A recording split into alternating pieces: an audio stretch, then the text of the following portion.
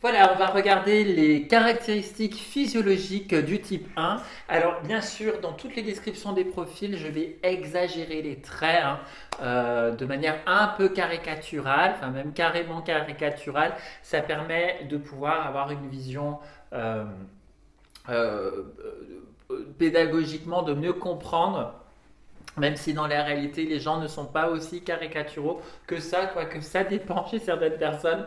Mais voilà, ça vous donne quelques indices. Alors, le 1, on l'appelle le perfectionniste.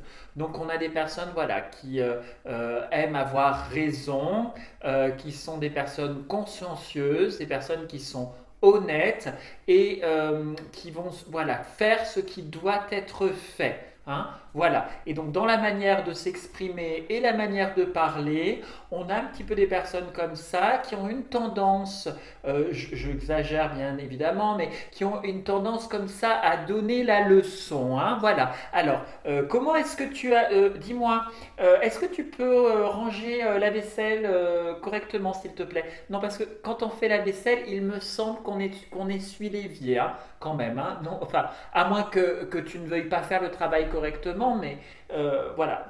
Donc je donne cet exemple. Voilà, donc on a des personnes qui vont plutôt se tenir de manière droite, comme ça, avec l'énergie en haut du corps. Il y a parfois certaines crispations au niveau du cou, certaines crispations au niveau de la mâchoire.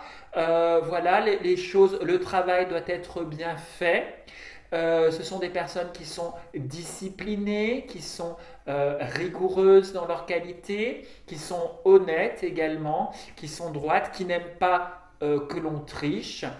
C'est pas possible de tricher, qui aiment le travail bien fait, qui aiment particulièrement dans la vie, c'est soit on a tort, soit on a raison.